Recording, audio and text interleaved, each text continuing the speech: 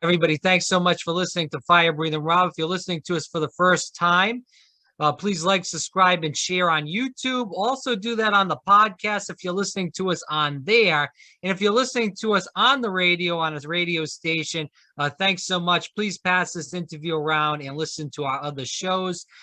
We have an important guest on, and he is, I believe, from my neck of the woods in New England.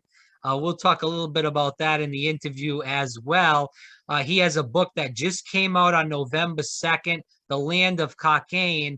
It is Jeffrey Lewis. Jeff, first of all, thanks so much for coming on. I really appreciate this, and it's an honor.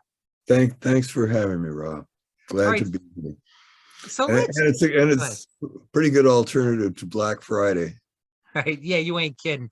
Well, I'll tell you what, there's no chance in heck that I would go out to any of these stores with the coronavirus, with everybody jumping and on top of each other, trying to kill each other for a little deal. So no thanks. I'm good. I'd rather sit and talk with you about the book and other issues. So I appreciate this. And let's go into this. So we did say that the book came out on November 2nd. Again, if people want to check it out, The Land of Cockaigne, definitely go to your local bookstore, request it if they don't have it. If you have to, we do not like to push Amazon, but if you have to get it on Amazon, you can get it there too. But Jeff, tell the viewers a little bit about you in general as we kick this interview off. Well, I've been a writer in various guises for most of my adult life. Mm-hmm. I did go to law school, which resulted in me spending a couple years after law school and after I'd been writing for a while in the district attorney's office in Manhattan, which kind of equipped me with some knowledge of the criminal justice system, for want of a better phrase, that then propelled me out to Los Angeles, where I worked on the then celebrated television show Hill Street Blues for most of its life, using every bit of experience I had accumulated previously in New York. Having had my, at some point, fill of television, which, I mean, it was great. It was great working on a wonderful show, but in some sense, the stories I wanted to tell weren't suited for commercial television at that time. And I felt I should really, if I could possibly afford to, get back to writing the fiction that I had started writing in my 20s. And so I did. And in the last, I would say now 15 years or a little more, I've published 8 novels, of which Land of Cockaigne is the most recent. That's my bio in a nutshell, my professional bio.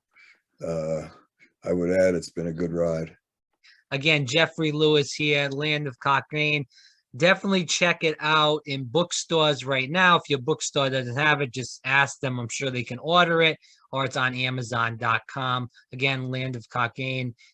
So definitely check it out. So Jeff, as we go into the book now, can you talk about what motivated you to write this book? I can try to. I'm not sure, honestly, I'm not sure how successful I'll be. There were a confluence of story notions in my head, or things of some concern to me. I spend a chunk of time every year with my family in a village on the coast of Maine. And this book, Land of Cockaigne, is not set in that village, but it's set in another village, a fictional village. So I'm sure people will find resemblances, although I find fewer than other people probably. The first thing I would say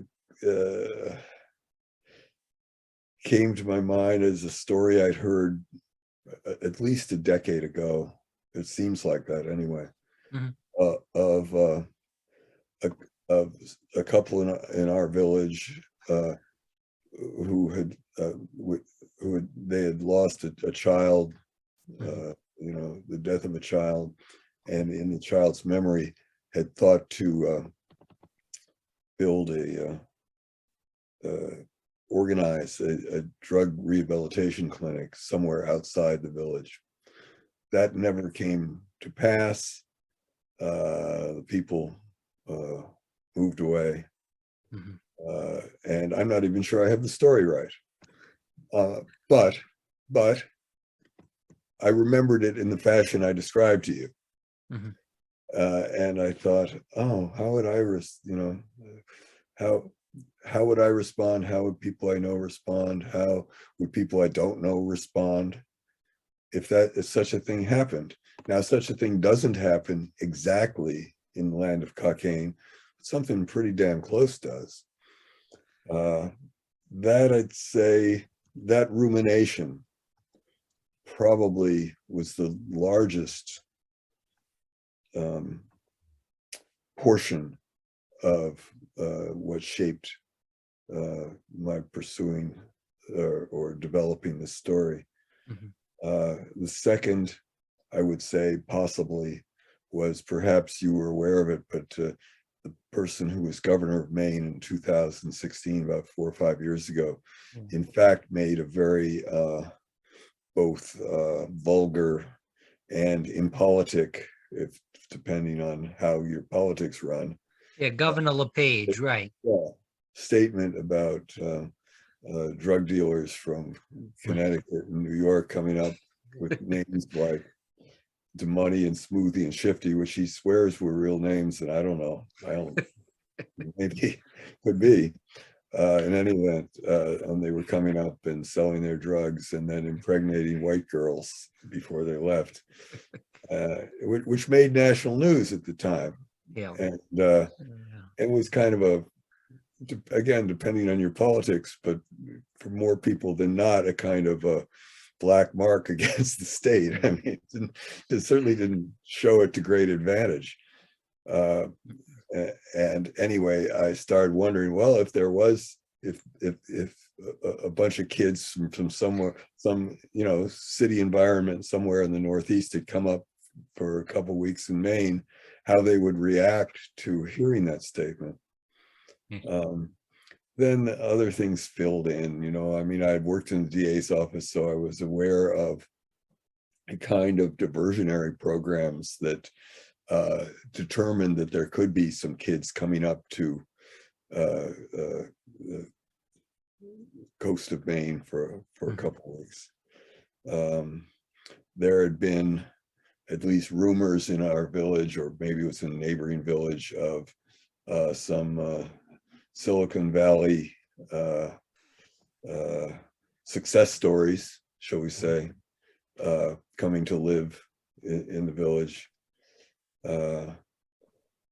All those things that I'm describing are elements of the book that we're talking about. I can understand why a listener now might not know how all these pieces fit together, but I suppose that's a good reason to buy the book and read it. So we talk about, obviously you've written 8 novels, writing so many novels, and I know this book is a fiction book and obviously other novels are. Can you talk about, how people can relate to the book, you feel like, even though it's fiction? One hopes, one goes into these things with the hope that the story itself kind of keeps them turning from one page to the next. And even if they have no relation to any of these characters, this situation, these places, these developments, these kinds of words, even, that's something about the conjunction of all of them makes them interested. And so in fiction, you may wind up reading about something you never knew you would have the faintest interest in going in. That's the hope anyway. I mean, I don't choose to write about something because I think, oh my God, everybody's going to be interested in it. Right. I do, I suppose, write about things that I'm interested in, that have piqued my curiosity or imagination or whatever moral sense maybe I have about how things should be going or not going. But I don't expect going in to be other than my powers, which would induce others to take an interest. When we talk about the book, and we've been talking about this throughout the interview, obviously, can you tell people what you hope they learn from the book?